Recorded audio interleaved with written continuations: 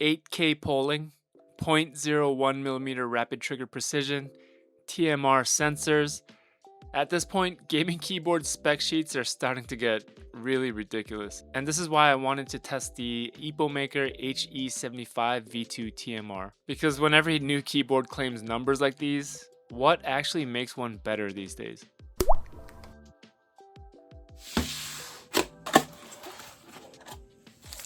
This is the EPOMAKER HE75 V2 TMR.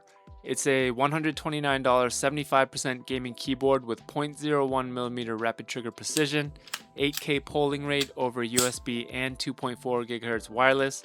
It's got a 128K scan rate and a TMR magnetic sensing system. On paper, these specs are very impressive, best you can get right. Pretty much, there's just one problem. Cheap magnetic keyboards are already claiming most of this stuff. All those specs kind of don't mean as much as they used to, because from budget to high end, they pretty much all have comparable internals, to be honest. So these days the differentiation is in how well the keyboard actually implements all of it. So TMR and Hall effect are two different ways of measuring a magnet moving underneath one of those switches. Hall effect sensors use changes in voltage. TMR sensors measure changes in electrical resistance. So TMR can provide a slightly stronger signal and it uses less power. Aside from the TMR sensors, this is actually a pretty traditional enthusiast style 75% keyboard. It's built around an ABS plastic case with an FR4 plate. It's gasket mounted with 5 layers of internal sound treatment. The stock Creamy Jade switches are magnetic linear switches, and EPOMAKER pairs them with matte transparent PC keycaps. These keycaps look awesome. I love how they're frosted on the top so the light just diffuses. There is actually a diffuser on the LED itself on the switch, so the lighting effect is just beautiful on this board. They did an amazing job with that. Aesthetically and presentation wise, this keyboard is beautiful. You also get this removable volume knob. You can actually pull that knob module out and convert that space into 2 normal keys. I like having the knob there. As far as the physical board itself goes, it's got a nice weight to it. I'll say that at this price, I was kind of expecting an aluminum shell. The plastic case is pretty high quality. It's got a nice design to it. There's just a little bit of flex, and at $130, I've seen cheaper boards with a more rigid shell. There is minimal switch wobble. The stabilizers are excellent on mine. The big keys feel really stable. The typing feel is excellent. Way better than I expected for a gaming focused TMR board. It has a nice sound to it. It doesn't clack or ping, it's kind of in between. It just has that nice bottom out sound, almost like dropping a marble onto a surface. Like that sound is just really satisfying. It reminds me a lot of the Womir SK75 TMR, both in aesthetics and sound profile. The sound is a tiny bit more muted on the HE75 V2 TMR versus the SK75 TMR, but I'll say they sound very similar. Here's a quick test so you can actually hear the sound profile.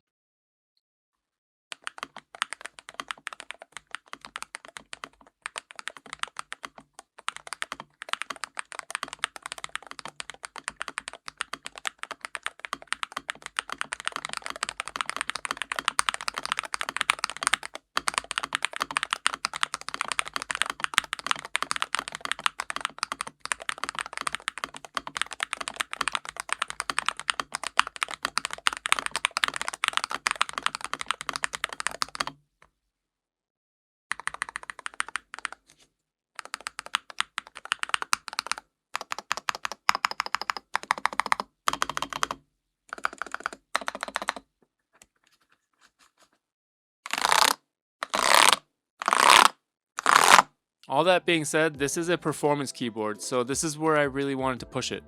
I set WASD to an extremely aggressive actuation point with rapid trigger enabled, and I deliberately tried to make the keyboard misbehave. Repeated shallow presses, partial releases, quick directional changes, holding keys right around the reset point, and even at those really aggressive settings, it stayed really consistent. I wasn't getting random releases, missed inputs, or keys triggering when I didn't expect them to. Even when I was intentionally hovering right around that reset point and making really small movements, it kept up without feeling unstable or sensitive. I also tested the board over USB and 2.4 GHz wireless.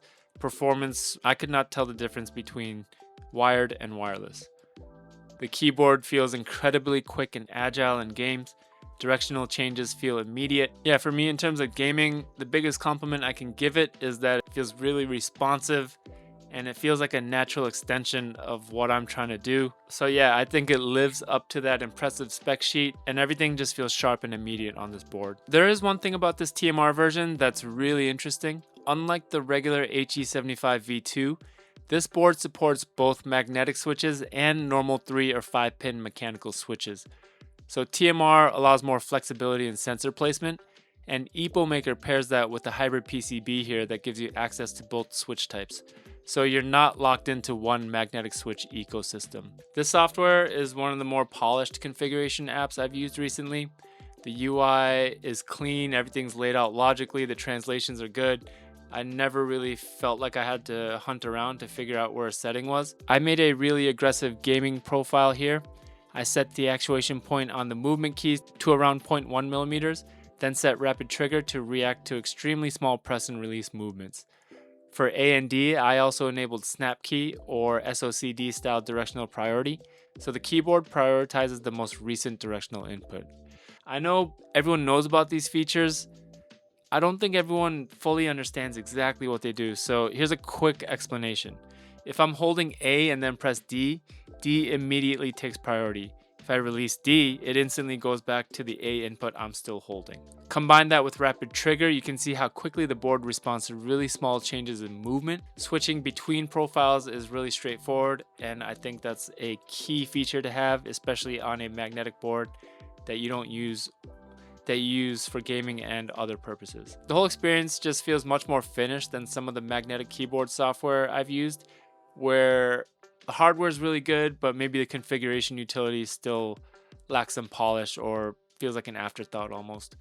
Here, the software actually feels like part of the product. When you're buying a keyboard specifically because you want an extreme level of control, having software that's easy to understand and actually makes those features usable is critical, and I think a lot of people miss that. So, does TMR make the HE75 V2 better? Technically, yeah, there are real advantages here.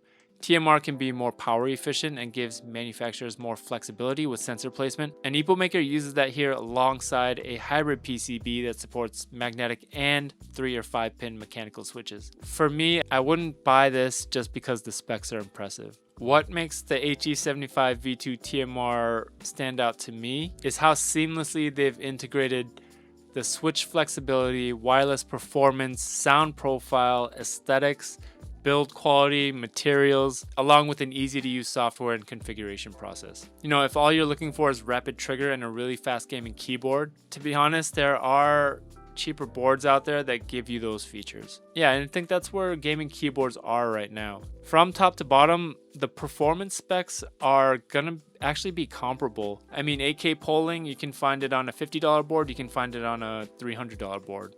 Rapid trigger, same thing. TMR, you're finding cheaper ones coming out day by day. Soon enough, they're gonna be dropping in price too. For me, these days, the implementation is the product, and that's what I'd actually base the buying decision on. All right, that's all I've got for this one. If you're interested in the HE75 V2 TMR, I'll have an affiliate link down below. It doesn't cost you anything extra and helps support the channel. And let me know what matters more to you now, 8K TMR, rapid trigger specs, or software feel and how well it actually all works together. If you like this kind of testing, instead of just reading the box, consider subscribing and check out this review of the 01mm SK75 TMR next. Thanks for watching and I'll see you in the next one.